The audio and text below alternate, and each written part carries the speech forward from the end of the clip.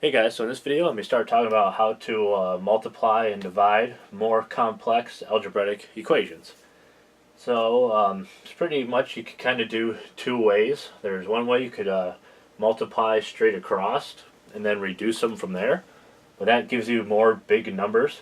So if I just went straight across, I would get 27x to the fourth over 60x squared.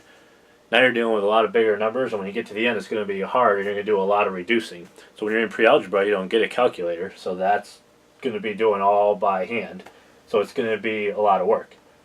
So the easy way that I was taught to do it by my pre-algebra teacher that made it a lot easier for me is to start reducing these numbers before you start multiplying everything, and reduce everything to as small as you can get it. So I'll show you what I mean by that and how to do it. Doing this can create a lot of work maybe, but it makes it a lot easier. So what you do essentially is you take one of the numbers that you can reduce down to its factors. So for example, I can cross off 27 and I can rewrite it as 9 times 3 because 9 times 3 is 27. So I just basically broke this up into two numbers, so it's still all the same. I can even do it again and cross this off 9 and do 3 times 3 because 3 times 3 times 3 is 27. So you're working with these factors so you can start possibly canceling them out earlier. So another thing we could do is we could reduce this 12 and cross that out, and we could turn that into 3 times 4. Now we can start canceling some of these common numbers out like this 3. So you cross it out and you cross it out. Whenever you cross final one out, you kind of put a 1 up there, but I don't really write that, but that's essentially the same thing, because anything times 1 is the number itself.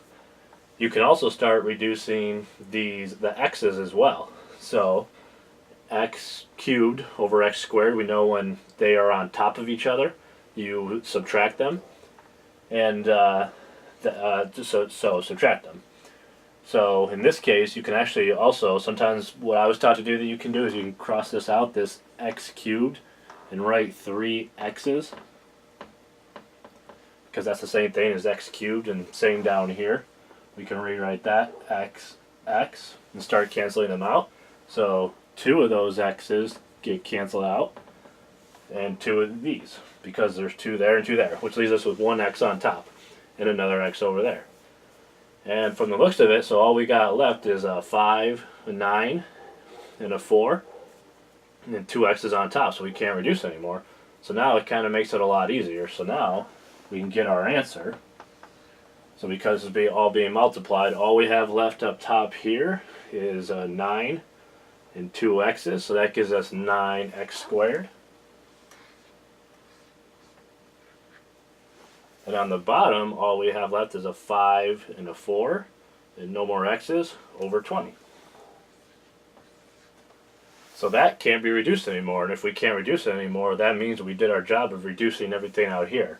Rather than getting a big 27x cubed over 60x squared, if you like that way better, you can do it, but I preferred this way because you're just reducing it all there before you do it, rather than deal with the big numbers. Break these up and put them into factors of it, and then just start reducing from there. I'll show one more example. Alright, so this is one more example. This one I actually have 3 equations. I wanted to kind of make a point that when you're reducing these, like I did in the last problem, how you factor these and start canceling numbers out, you don't just only have to cancel, say on this one, reduce whatever factors you have up here with just the one you have down here. Any number that's from this part right here can be factored from any of these 3 bottom parts, just not the ones on top. If it's anywhere on the bottom and it has a common factor with anywhere on the top, you can cancel out. So I'll be doing the same thing in this one.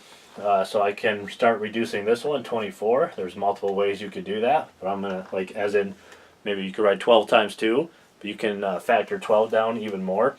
So I like to try to get as much factor down as I can. So in this case, I'm going to choose 6 times 4. 16 we can factor down as 4 times 4. And we can even start reducing those even more. But if you see something that you may have in common already as a big number, you can leave it there to make it work easier.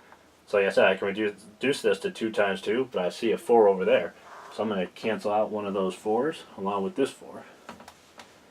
I have another 4 up there and down here, so I can cancel that 4 out. I see a 3 here, and I know I can. This has a factor of 3, so I can cancel that out to 3 times 2. Now I'm going to cancel this 3 out with this 3. And I believe that is all of it for numbers. Now we can start canceling out the letters.